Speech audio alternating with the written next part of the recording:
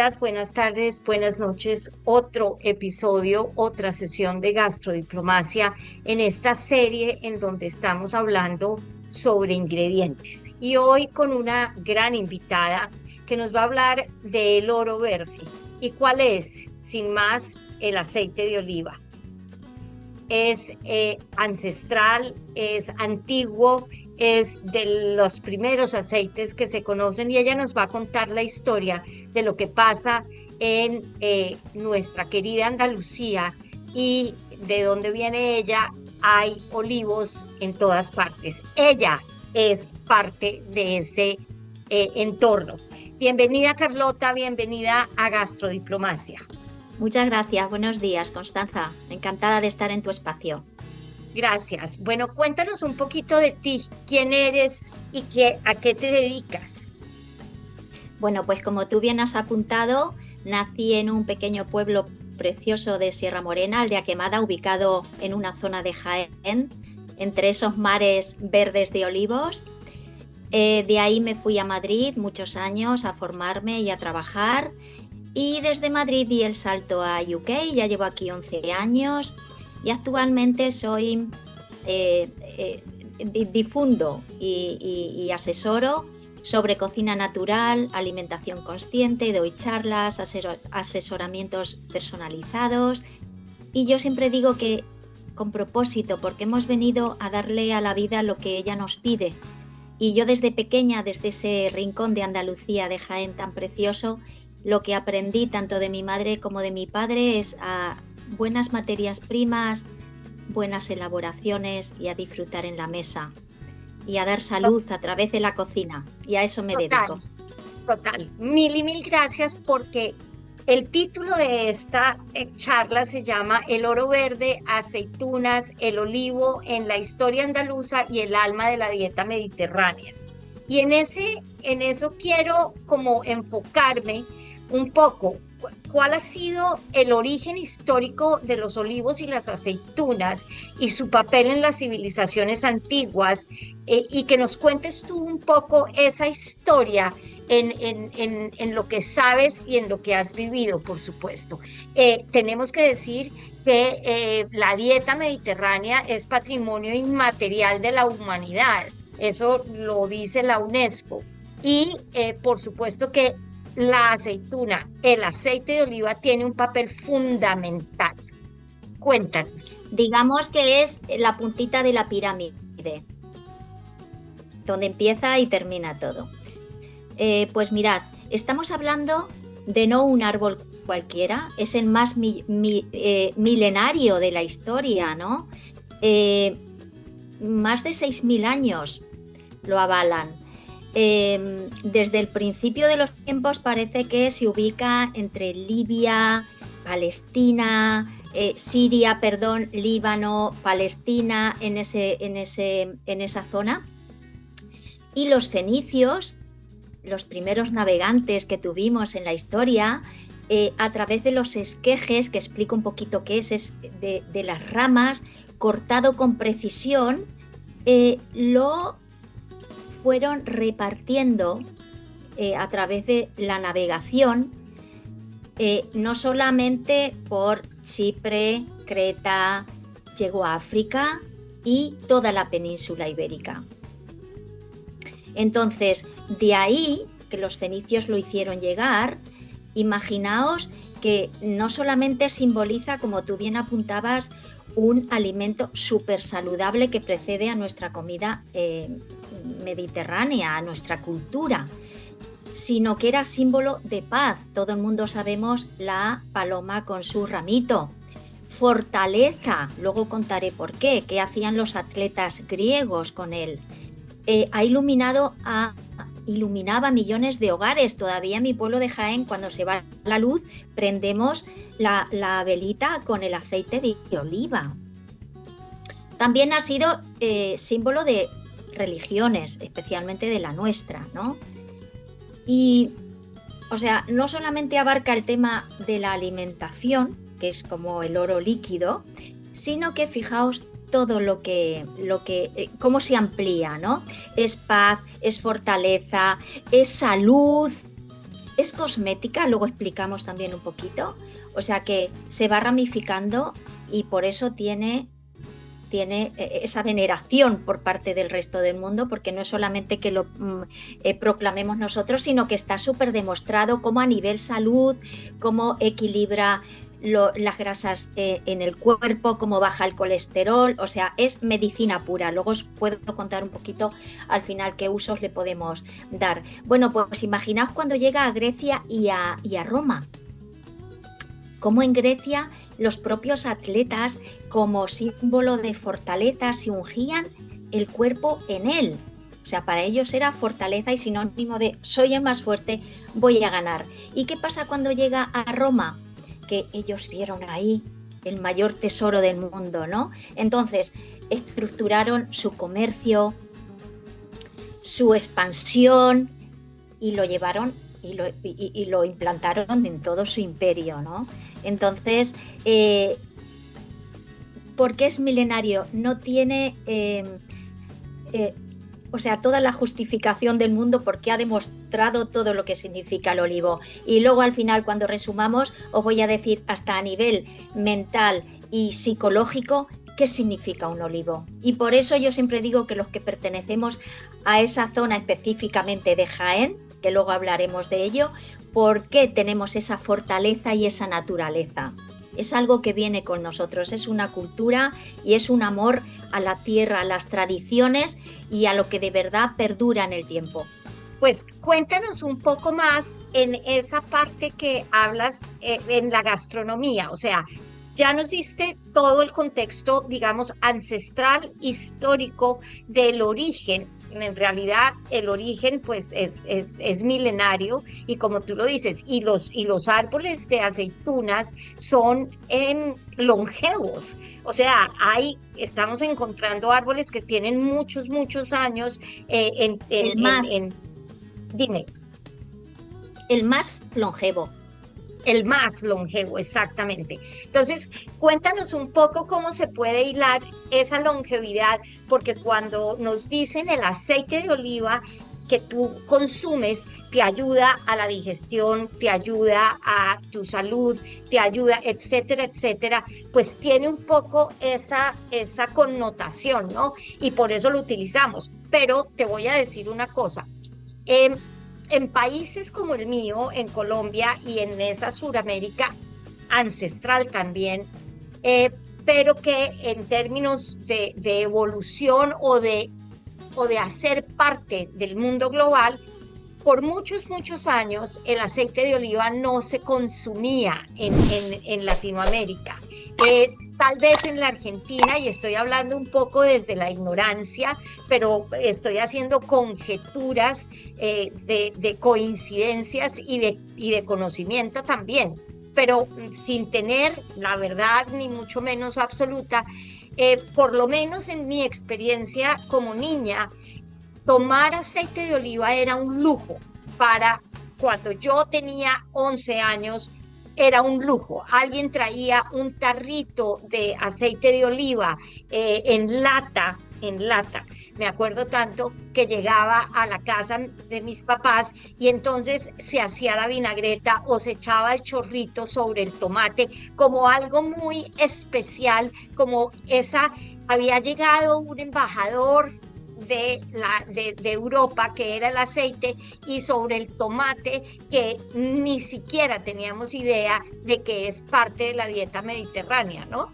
Entonces, en este recorrido de entender los ingredientes y sus viajes, hoy por hoy encuentras aceite de oliva en todos los supermercados, en todas partes, en la tienda de la esquina, y el aceite de oliva hace parte de nuestra dieta. Si bien sigue siendo costoso y sigue siendo un aceite que se nota la diferencia con los aceites corrientes, claramente no es un aceite que se utiliza para fritar. Entonces, cuéntanos un poco ese aceite, cómo viaja, para dónde va y por qué nos es tan beneficioso en la salud. Pues mirad, como tú bien apuntas, y por eso es un instrumento de gastrodiplomacia. Total. Porque está extendido a todos los pueblos y es lo que nos une a través de esa salud que nos aporta, ¿no? Entonces, se fue extendiendo, ¿por qué? Porque al tiempo que se iba conociendo su valor nutricional, que luego con las aceitunas, si quieres te lo puedo detallar, era algo sabido. Es cierto que en países como el tuyo es un artículo de lujo, de ahí llamarse oro líquido. En contraposición, Constanza, cuando tú veías una botellita así y os lo tomabais como, por favor, que no se desperdicie ni una gotita, te tengo que decir que en mi tierra, en mi pueblo, en mi casa, teníamos bidones enormes, containers, en la zona de la despensa, con un grifo, que con la aceitera, que es un recipiente así de aluminio maravilloso, mi mamá, a mí, a mis hermanos, cualquiera de casa como te digo, de Andalucía en general, nos mandaba la mamá, y yo recuerdo abrir ese grifo y ver cómo ese oro líquido corría a la aceitera, ese aroma que desprendía, porque también os tengo que decir que tiene que ser AOVE siempre que se pueda. Sabemos que es costoso, no sabéis lo que cuesta recogerlo, que luego os contaré un poquito también el ritual de familia, de generación en generación, lo que cuesta hasta que llega a la fábrica y te lo dan molido. Y tiene que ser prensado en frío siempre, pues ese olor tan característico. Si yo hoy por hoy, cuando compro, que tengo mis marcas privilegiadas, una sobre todo, si yo compro el aceite y no huele así, no es aceite puro, porque yo lo sé, es el olor, es la textura, es el aroma, es todo lo que te entra cuando lo estás saboreando, ¿no? Entonces, se extendió a los pueblos, gastrodiplomacia, se sabe de sus beneficios a niveles nutricionales. Como te decía antes, no solamente se queda a nivel nutrición, es que por eso la UNESCO dice Patrimonio Inmaterial de la Humanidad desde 2010, lo proclama así. ¿Por qué? Porque sabe que no solamente se queda en la salud, sino que se extiende como cultura y como una forma de ser y de vivir. Entonces, empezamos a darle diferentes usos, aunque ya los romanos demuestran que lo hacían, pero te voy a decir cómo desde el pañal, el naipe, cuando al niño tiene una rozadura, lo cura, cuando nos salen los característicos herpes de aquí, cuando alguien tiene una estemita, sea bebé o mayor, hacerse mascarillas de aceite de oliva, ponerlo en la piel, yo me lo pongo cada día, mirad, lo podéis ver, una gotita, o sea, es maravilloso. La mejor crema de manos es gotita de aceite y limoncito en las manos, maravilloso también, te quita olor de pescados, o sea, y luego cómo combina con todos los sabores y todas las combinaciones infinitas que podemos hacer. ¿Cómo no darle ese valor? La UNESCO, ¿cómo no hacerlo como algo nuestro y sentirnos orgullosos de lo que significa cruzar, cuando venimos del norte de España, cruzar Despeñaperros a mi provincia de Jaén, oler el aire del aceite, olerlo en el aire, no sé si ha sido por ahí, pero es impresionante, cruzar y desde mi pueblo hasta que termina, porque luego hablaremos también de los diferentes tipos de aceitunas y en qué provincias se ubican, dependiendo, porque el aceite es como el vino, depende de la temperatura y de la tierra, del clima, así nos da un buque o nos da otro. Pero los mares verdes de los olivos, el aceite de oliva ya te predispone a esa comida sana entre sierra, animales de monte, luego te vas para la zona de Málaga, de Cádiz, ya con los pescaditos, es una delicia. Han descubierto también, no solamente en cócteles, sino que imaginaos cómo se puede combinar hasta a nivel que yo lo pongo en mis pasteles. Mi madre nunca utilizó mantequilla, siempre hacíamos todos los bizcochos con esto. Entonces, le podemos dar muchísimos usos. Y cuando quieras pasamos a la aceituna, que verdaderamente es la protagonista de todo. Bueno, yo quiero detenerme un poquito en esa dieta mediterránea, en esa dieta que ustedes tienen y que se replica en los diferentes países a pesar de las fronteras, ¿no? O sea, vuelvo otra vez al tomate, al queso, con un chorrito de aceite de oliva. Tal vez esa es una ensalada que cuando tú la consumes dices qué frescura, qué rico, me cae bien, lo sientes como que te cae bien, ¿verdad? Cuéntanos ese valor Según te nutricional entra. ajá, ese valor nutricional de esa dieta que tú propones también natural y cómo recomiendas comer el aceite de oliva. ¿Dónde está el aceite de oliva para no solamente la ensalada? Bueno, a ver, el arroz, en fin, dinos un poco cómo lo propones. Pues mira, yo te voy a decir que en todo, como buena andaluza y buena jienense, yo te voy a decir que en todo. ¿Con qué asociamos la dieta mediterránea? Sol, mar, buen clima, vegetales frescos, animales que cada uno cuidamos lo nuestro o lo tenemos en el monte o en los valles esperando no ser consumidos. Entonces, ya los romanos, Constanza, nos enseñaron. Fíjate que tú dices el queso con un gotito de aceite. Ellos para conservar nos enseñaron cómo utilizarlo. La mejor forma de conservación del queso es en aceite de oliva puro, virgen extra.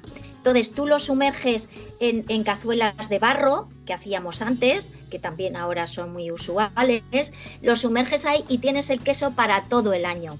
¿Qué pasa? Que a medida que va estando en el aceite, va el queso mismo tomando más sabor. Es increíble cómo le da intensidad al sabor. Es increíble cómo los romanos nos hablaron cómo conservar ese queso, cómo conservar las aves y la caza. Tú la cocinas en escabeches maravillosos y los cubres de aceite. Los tienes meses, no hace falta un frigorífico. Los tienes meses conservándolos. Entonces, esos cereales que yo te decía con el pan, que también incluye las aceitunas, luego hablaremos de esto, que le podemos poner un pan de aceitunas maravilloso. ¿Qué ocurre con todas estas ingredientes de la dieta mediterránea? Que si no es por el aceite de oliva, perderían, y con el aceite de oliva los ensalzas, ganan. No hace falta hacer nada, como las buenas cosas humildes y potentes y poderosas, de forma muy sutil, tú echas un chorrito y ya no tiene nada que ver. Cómete un trozo de pan sin nada y cómete un trozo de pan con el chorrito de aceite, que aquí lo sigo haciendo cada día en UK, y un poquito de sal buena.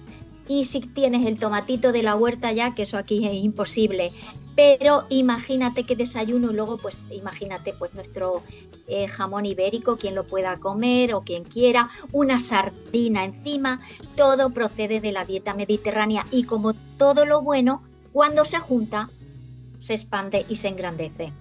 Ok, buenísimo. Ahora pasemos a esas aceitunas y a esa diferencia que hay en las aceitunas. O sea, voy a volver a lo mismo. Por lo menos en mi caso y en mi casa, cuando yo estaba creciendo, las aceitunas aparecieron y las recuerdo como algo también muy, digamos, era como elegante y como era privilegio comerse una aceituna, era porque nosotros no tenemos olivos. Latinoamérica no produce aceites de oliva desde que yo conozca. Hay una región de Colombia que en la colonia, cuando llegaron, trajeron seguramente o no las ramitas que tú dices y que expandieron y hay unos olivos en una región seca una región muy bonita que tenemos, pero todavía no se produce ni siquiera un mínimo de aceite de oliva, sino que se producen aceitunas y se ven lindos, por supuesto, porque realmente es más como una evocación de un paisaje en otra región, ¿no? Es esa evocación que volvemos a la gastrodiplomacia, ¿no? O sea, de una manera u otra, y esta región también produce gran cantidad de tomate, por lo tanto, como que hay un maridaje. Pero cuéntanos de esas aceitunas verdes, negras, un poco menos verdes, que se comen absolutamente deliciosas, rellenas, en fin, cuéntanos qué ha pasado en esa evolución. Pues mira, déjame decirte por último con respecto a lo que apuntas del aceite, que solamente en nuestra provincia de Jaén hay 1.500 hectáreas de olivos. Es decir, producimos más aceite que países enteros. O sea, imagínate qué amor, ¿no? Qué cultura y qué asociación cuando tú piensas en lo que eres como persona. No hay vida sin olivo, ¿no? Porque está absolutamente... Ajá, no claro, se puede separar. claro, y ahí te apunto, además de que ya nos vas a hablar de las aceitunas, que, o sea, tanto la literatura como la poesía, como la música está permeada, por supuesto, de este ingrediente. Bueno, cuéntanos de esas aceitunas que comemos y compramos y qué nos dicen esas aceitunas, porque hablan. No creo que conozcáis un fruto más pequeño, humilde y poderoso al mismo tiempo. Fijaos qué lección nos da, que a veces lo que parece que no le prestamos tanta importancia y que es más pequeño, qué valor puede tener. Como yo te decía antes, dependiendo en Andalucía en concreto, te hablo, dependiendo de la provincia, así tenemos unas clases de aceitunas u otras.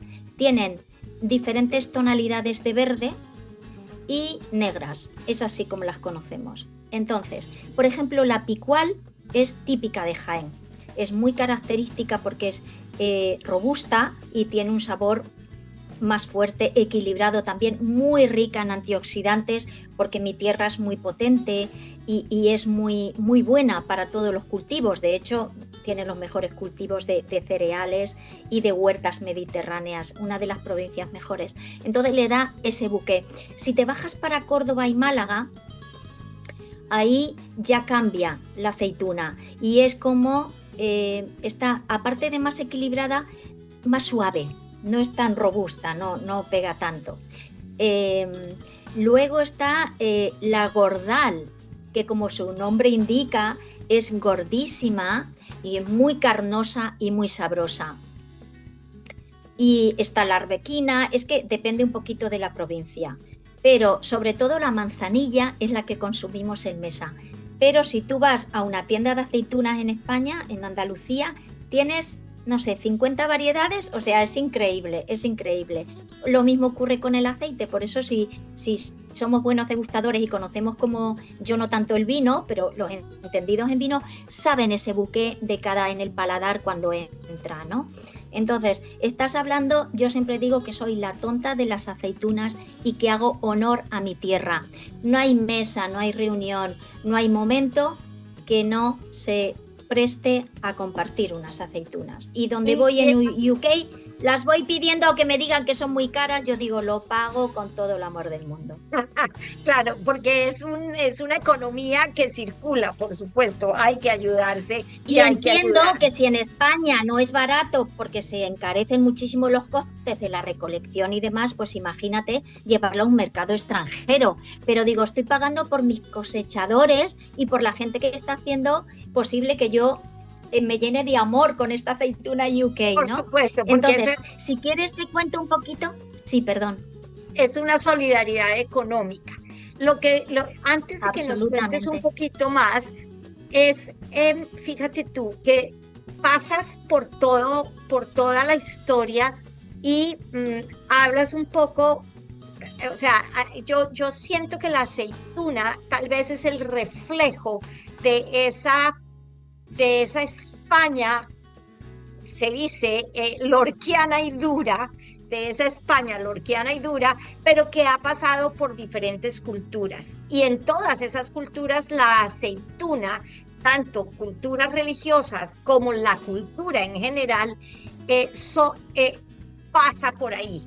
Es decir, somos tenemos unas religiones monoteístas de origen abrahámico y vamos a decir que en esas tres religiones, la judaica, la islámica y la cristiana, tenemos las aceitunas, ¿no?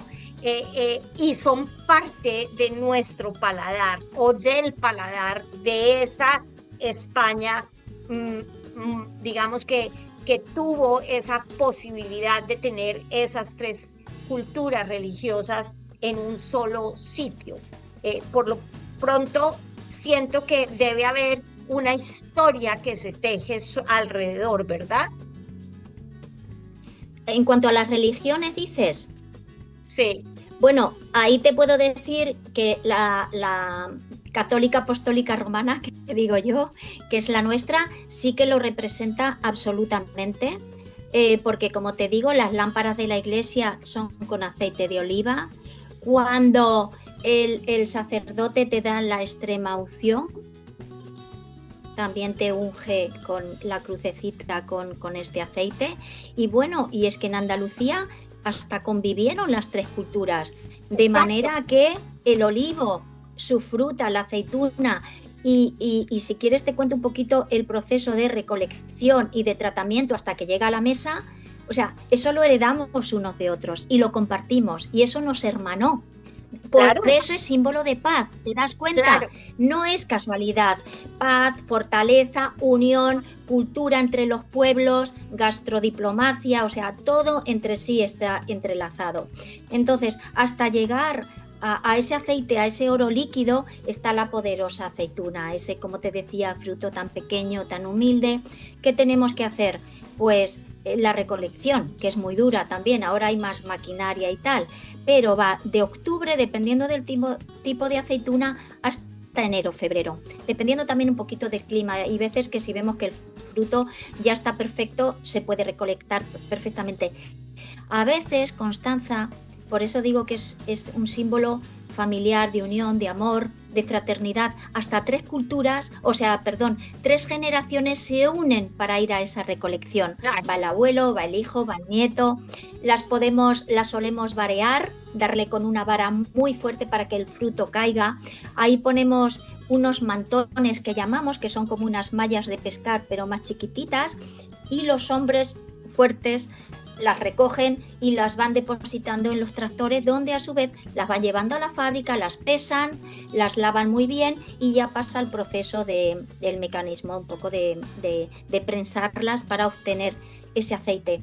Bueno, pues en ese proceso hay sufrimiento porque es durísimo. Yo solo fui un año que le dije a mi padre, voy a ir para ganar dinero. Nunca fui, nunca más, porque es durísimo. Esos campos áridos de Jaén, cogiendo las aceitunas se te quedan así los dedos. Temperaturas extremas. O sea, en mi pueblo Jaén es de temperatura continental, o sea, no es mediterránea. Si es el interior, hace frío en la montaña. Entonces, ¿cómo no vas a apreciar cuando llega ese aceite y esa aceituna a la mesa? Entonces, en plan familiar, las que recolectamos para hacerlas, endulzarlas, que llamamos. ¿Cómo es el proceso? Tenemos dos formas que determinan un poco este proceso, y es en salmuera, que es sin más agua y sal. Imagínate, se puede pasar semanas o meses hasta que ese amargor, que tú muerdes una aceituna y es lo más horrible del mundo, está comestible.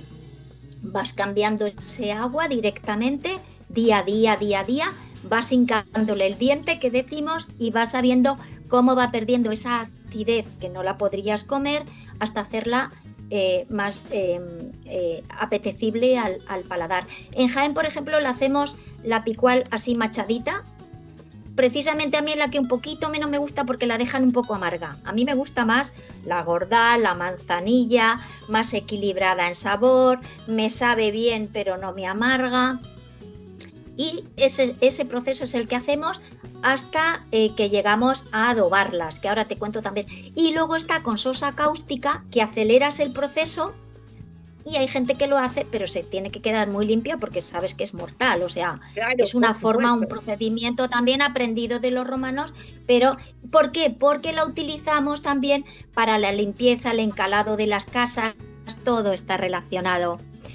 Y es de verdad otro procedimiento. Mi madre, cuando quería acelerar un poco, lo hacía, y quedan maravillosas, pero muy, muy, muy limpias. Todo es agua, más agua, más agua, más agua. Todo es agua y buen tratamiento. ¿Qué ocurre cuando ya mordemos y están en su perfecto punto? Que nosotros lo sabemos, las personas que hemos estado ahí desde nacemos con la aceituna en la mano, como yo digo.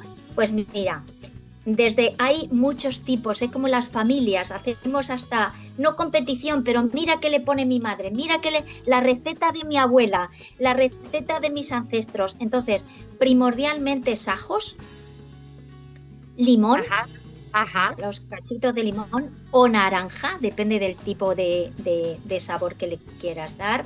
Pimentón rojo, que es el pimiento normal, que lo secamos y lo molemos para tenerlo más a la hora de cocinar en el tiempo. Le podemos poner, dependiendo del monte que tengas, en mi pueblo hay tomillo y romero. Entonces, dependiendo de esto, pues le metemos unas ramitas u otras y principalmente esos son los ingredientes. Y se deja de nuevo en unas vasijas de barro, las lorzas que llamamos, hasta que toma todos los sabores, que se lleva mínimo otra semana. Y cuando están listas, ahí las puedes tener. Les metemos con el propio adobo en botes bien cerrados, como esto que compramos en las tiendas, pero totalmente artesanal y orgánico.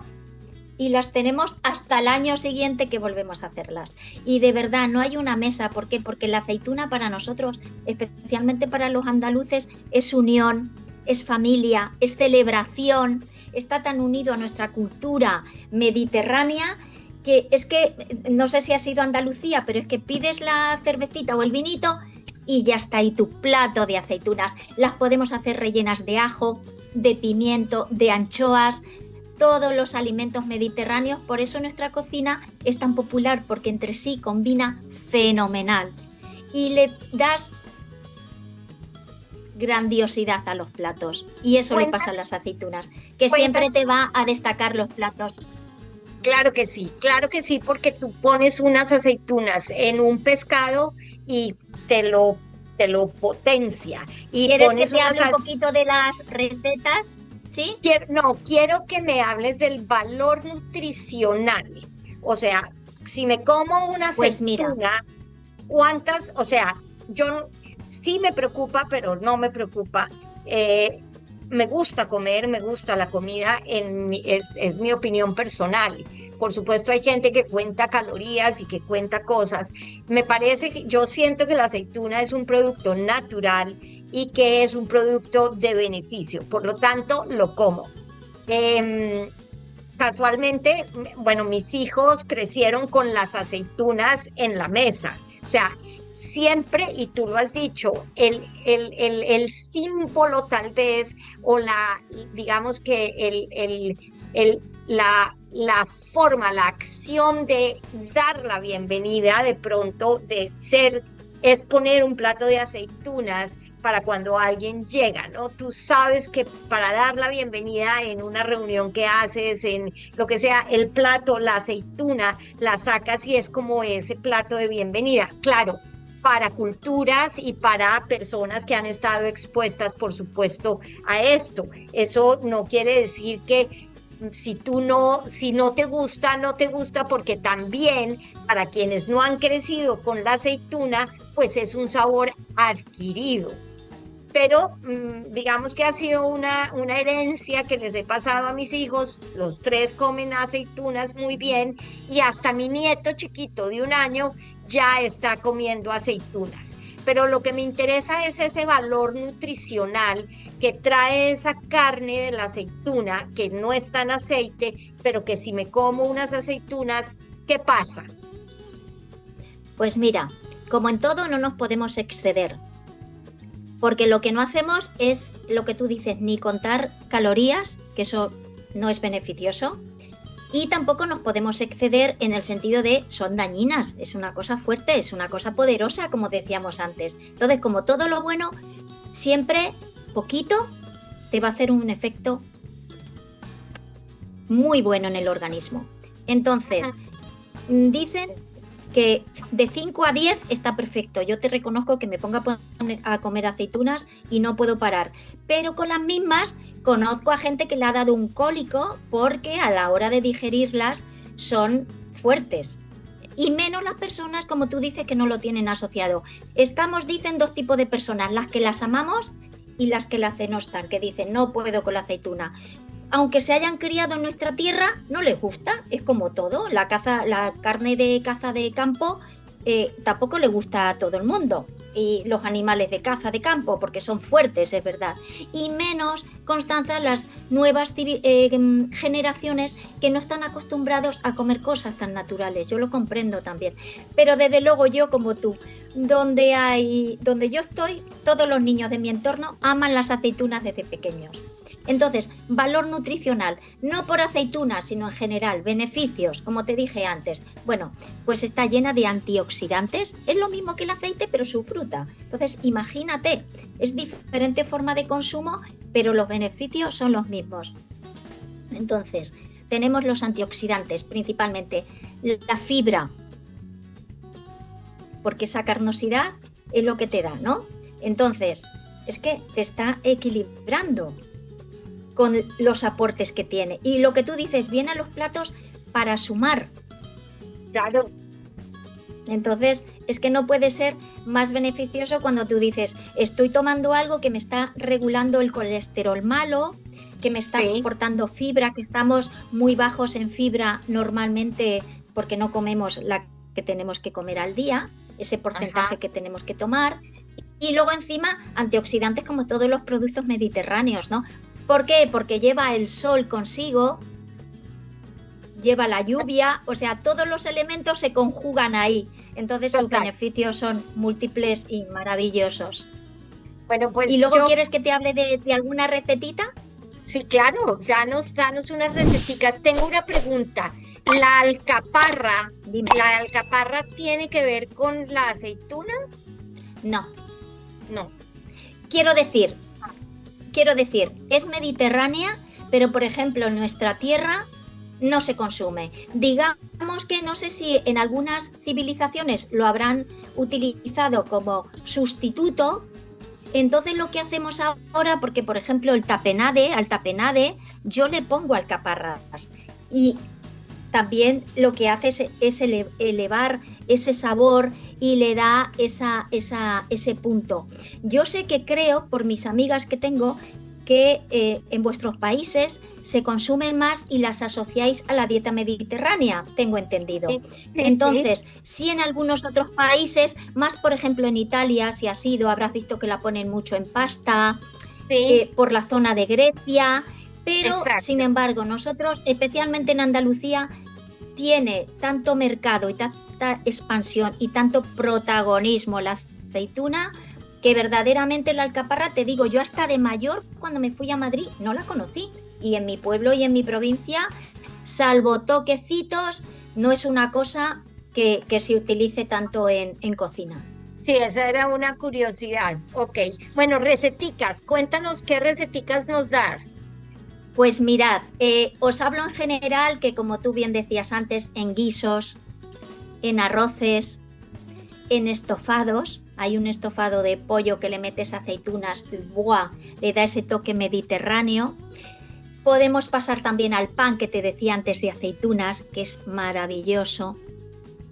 Lo podemos poner en ese tapenade, que verdaderamente en el tapenade la protagonista, y si quieres ahora te doy la receta de cómo hacerlo para desayunar. Explícanos qué es el tapenade.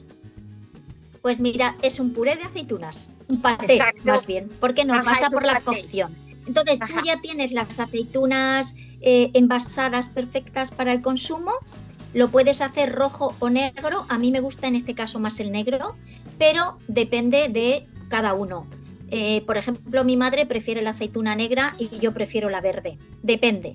Pero en cualquier caso, de manera tapenade es tapenade y aceituna es aceituna. Elige el sabor que más te guste. Coges el botecito que compramos sin hueso y lo pones en la procesadora. Y fijaos qué rico. 2 anchoitas si te gustan, si no tampoco. Son productos todos mediterráneos maravillosos. 2 anchoitas bien escurriditas de ese aceite, si puede ser en aceite de oliva, mejor, envasado. Los pones en la procesadora.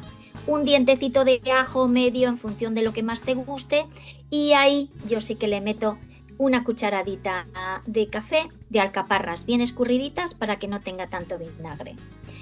Aunque sea aceitunas, chorrito de aceite, no tiene nada que ver. ¿Cuánto? Pues una cucharadita de esta de café también. No pongas en ese momento sal porque las anchoas y las aceitunas ya traen sal. Lo compruebas al final. Y por cierto, es una receta que aunque lo tengo en mi Instagram, la quería hacer un día de esto porque mis amigas se las hice en verano y me lo están pidiendo. Así que lo voy a volver a poner. Y es procesar hasta que nos quede la textura deseada. Y mirad, en un pan, yo pan siempre digo que pan es pan, pero tenemos que seguir consumiendo pan. Por favor, si es de masa madre, mejor y lo más orgánico posible. Una cosa que nos venden en una tienda que acaban de calentar un pan que no sabemos de dónde vienen, no es buen pan. Esas levaduras se están perjudicando a toda nuestra microbiota y nuestras digestiones, a la inflamación famosa, no solamente del estómago, del cerebro, de los huesos, de todo. Por favor, una buena hogaza de pan, una buena trozo de pan. Y lo ponemos con queso de cabra, maravilloso combina, con unos tomatitos secos mediterráneos y un huevo pochado arriba. Te estoy hablando, Constanza, de desayunos, que no recurramos siempre a lo mismo. Ese desayuno es que no te va a dar hambre en todo el día, o sea, va a llegar al mediodía, entonces claro, es muy importante porque ya, aunque no contemos calorías, no nos estamos excediendo en la ingesta de calorías y sobre todo también del hambre irreal, que luego como tienes como ansiedad te comes cualquier guarrería. No, mejor ábrete un botecito de aceitunas o haz este paté. En el frigorífico 3-4 días con un chorrito de aceite por arriba se mantiene. Yo siempre lo recomiendo, desayunos o cenas. ¿Por qué? Porque es muy potente, porque te quita el hambre, porque el aporte nutricional es maravilloso. Una sardinita de latita encima, ya le estás metiendo también el calcio y proteína. Claro. Con nuestro jamoncito, quien lo pueda y lo quiera comer, arriba claro. El jamoncito, de verdad combina con los quesos en general, pero con el de cabra, por favor, hacedlo, porque es maravilloso.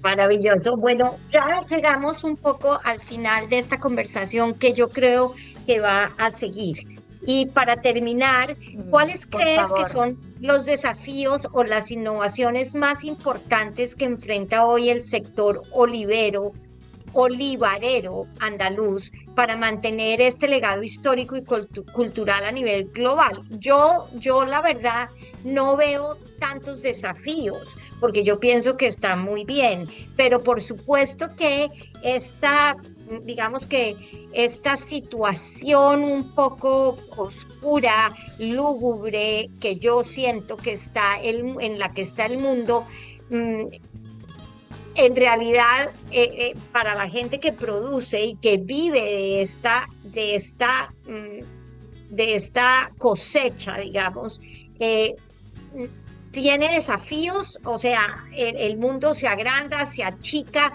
no lo sé. ¿Tú qué crees? Pues mira, Constanza, sigue teniendo desafíos, ahora más que nunca, te diré. En otro momento, si quieres, te puedo explicar lo que está ocurriendo. Están expatriando terrenos. Ahora interesan más las placas solares. Solares. O sea, unos inventos. Claro. Pero, o sea, unos inventos y además no te dan la oportunidad, sino que directamente te dicen, usted ya estos terrenos no son suyos y arranque los olivos. Imagínate, es arrancar un trozo de tu corazón, una parte de ti. Claro. Principalmente los costes, Constanza, los desafíos a nivel tecnológico, parece que ahora todo lo tecnológico es lo que prima y te están quitando la madre de tu salud, de tu cultura, pero que sigue dando tantos beneficios que son, en vez de los gobiernos ayudar a esa producción, la están mermando y la están aparcando, como todo. ¿Verdad? ¿No piensan lo mismo? Como todo lo que estaba instaurado y nos trae paz, concordia, trabajo. En Andalucía sin las olivas no somos nada. La gente las cuida de generación en generación. Prefieren perder su casa a los olivares. Imagínate. Y luego también se ha actualizado mucho a la hora de la recolección. Antes eran jornales, dinero que se pagaba a otras personas. Te digo la verdad, es un poco lamentable porque buscas a personas para recolectar la aceituna y es tan duro que la gente ya no quiere ir. Entonces, eso se ha sustituido por mucha maquinaria eléctrica, pero por lo menos lo seguimos conservando.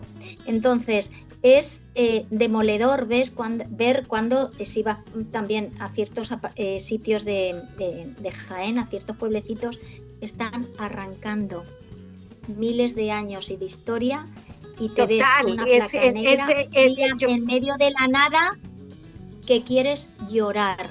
Claro, va dentro de nosotros, de nuestra cultura, y además no la defendemos por defender, porque yo ahí también soy muy drástica. Algo que no es beneficioso y que nos ha perjudicado durante toda la vida, no hay que mantenerlo. Ahí está el cambio. Pero algo que sabemos que nos garantiza que si viene hambre, si viene vienen malas rachas, porque en la vida hay de todo, tú sabes que con el aceite de oliva tienes la solución. Y quitarte eso, esa materia prima. Difícil. ¿Qué panorama no sabemos, pero hay gente que se está negando a ello y lo están pasando muy mal. Ese es el primer desafío que encuentro. Y como os decía al principio, ¿qué nos simboliza el olivo? Resiliencia. Claro. Por eso no es casualidad que sea milenario y que se haya extendido, y no solamente en la cuenca mediterránea, es que en países más lejanos ha conseguido sobrevivir. ¿Por qué? A las sequías, a los diluvios. Total. O sea, a la hora de un fuego, un olivo es muy difícil que lo quemes, ¿eh? A los vientos. Si tiene exceso de agua, se adapta. Si le falta, también. ¿Qué nos está diciendo? Para mí es un mensaje de vida, te digo de verdad. No es resistencia, es adaptación. Y con eso me quedo. Maravilloso, qué bonito y qué final tan lindo. No es resistencia, es adaptación. Y es esa adaptación y aceptación, ¿no? Porque son dos palabras que juegan juntas. Así que, pues, hasta la próxima, Carlota. Esperamos que nos vuelvas a acompañar en estas conversaciones interesantes y con propósito, porque como tú lo dijiste, hacer lo que queremos hacer con propósito marca la gran diferencia de hacerlo por otros intereses. Entonces, pues estas conversaciones con propósito en gastrodiplomacia tienen un valor inmenso. Mil y mil gracias y hasta la próxima. Y a todos los que nos acompañaron. Estaré encantada. También a todos. Estaré encantada de acompañarte. Hasta la próxima. Muchas gracias, Constanza, y gracias a todos. Hasta la próxima. Buen día. Adiós. Chao. Chao.